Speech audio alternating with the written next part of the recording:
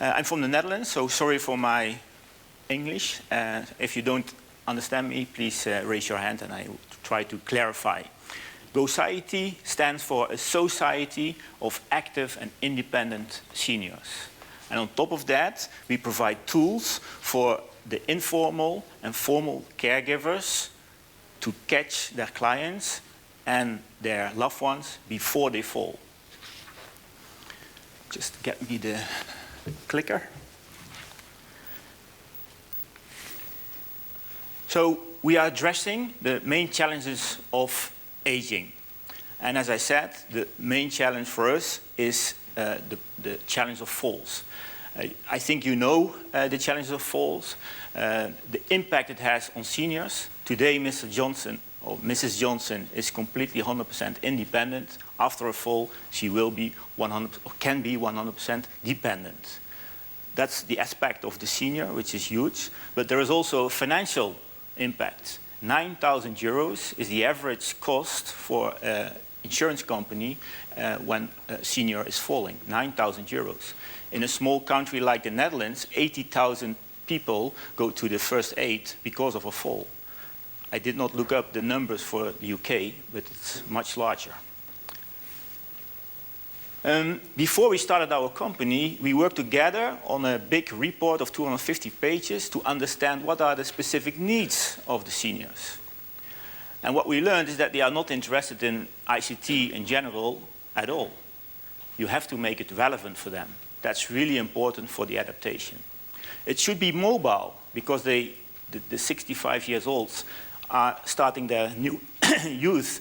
So they are outgoing, they are active, they go outside the house, so it must be mobile. It should be easy to use, which is simple to say, open door, but really a challenge, as you all know.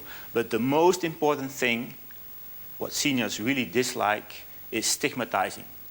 That's really what they dislike. So it should, for sure, not be stigmatizing. When you look at the daughters and the daughters-in-law, they have a busy life themselves. They have their family, their jobs, and on top they have to take care of their parents or neighbors. So they want peace of mind, yes, but they also want efficiency. And looking at government, insurance companies, they of course want to manage the cost of aging. And more consensus, also scientifically, is that if you have active and happy seniors, that will also have a positive effect on the cost. So what have we developed? We have developed a smartphone application, because we strongly believe, that's our vision, that the smartphone will become more important for seniors than it is already today for the younger generation. Because the smartphone will support them in their day-to-day activities. And not in the last place, because of the Internet of Things. This is Max, our oldest test user. We have a large group of test users. We are very happy with them. He is the most critical one. He is now 94 years old. And when 2 years ago I came to his place and asked him if he wanted to carry the smartphone around, he said, "Yes, Frank, I will help you, but I will not use it." I have a fixed line. I make 5 times or 10 times a call a week. Why do I need a smartphone? Now, 2 years later, Max doesn't go to the toilet, doesn't go outside without his smartphone. He lives in the south of the Netherlands. His children and grandchildren live in the north. Every 3 weeks on Sunday afternoon, they come and visit him. And 3 weeks, it's a long time. He's a very proud man. He would never say that he is lonely or... And yes, they made calls about how his life doing and how things are going.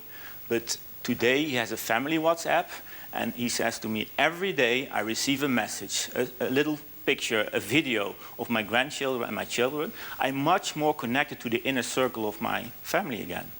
And that's the strength of the smartphone, connecting him around his family and neighbors. So the smartphone becomes a smart companion. And basically, how did we do that? Because if you look at the penetration, also in the UK, of smartphones among elderly, it's really low. And that's all to do with the complexity. So we put a layer on top of Android, which takes away that complexity. So Max can personalize the user interface. He can have 4 icons, or he can have 104 icons.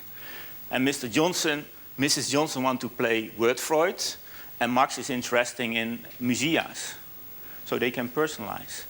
And on top of that, in the background, non-invasive, automatically, we keep track. We look at trends, abnormalities, and if there is something, he will be informed, and if he allows, also his informal or formal caregivers will be informed.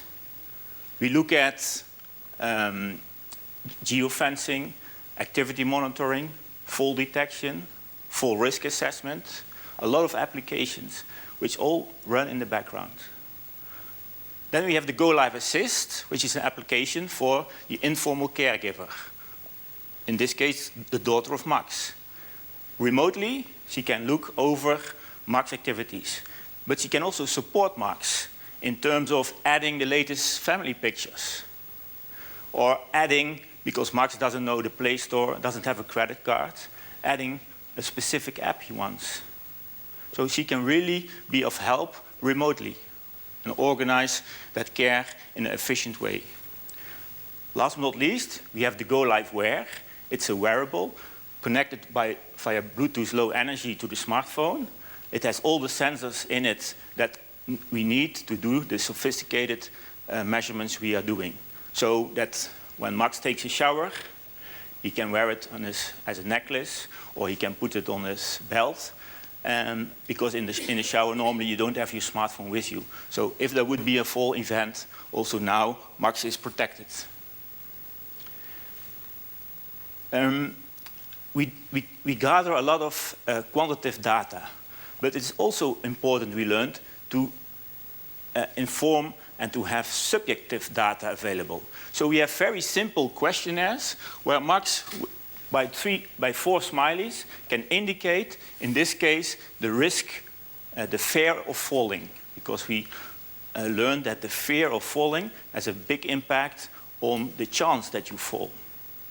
So in this perspective, we are able, in a very user-friendly interface, which we tested with seniors, to learn more about the senior quality of life aspects. Of course, we can also, with Bluetooth Low Energy, add a weighting scale or a blood pressure device to increase the data to be able to be more on trends and abnormalities and to look at preventive measurements. What we are really proud of is our fall risk assessment. And all our applications are validated. So our activity monitoring is validated, our fall detection is validated, and also our fall risk assessment is validated. How did we do that? 65 people went through the 3 traditional methodologies of detecting a fall. The up and go test, the PUMA test, the functional reach test. And then these 65 people also walked around with 15 days with our application. And the scores and the correlation between those scores were, I need to take my medicine, sorry for that, are very strong. So that means that, of course, it's interesting that we are able to detect a fall when Max would fall, but it's even better to prevent him from falling. And then, of course, if he has a high score, we look at gait speed, we look at walking asymmetry, he can take action in a very simple way to do exercises to improve again his balance or his other aspects. So that's how we try to prevent Max, in this case, from falling. This is in short my presentation. We believe that the smartphone will become very important. We, together with our partners, are developing the tricoder for seniors, because between now and 5 years, while Max is calling, his main characteristics and body measurements will be taken. And we think, and with our partners, we build every 6 months new functionalities to get to that point. Thank you.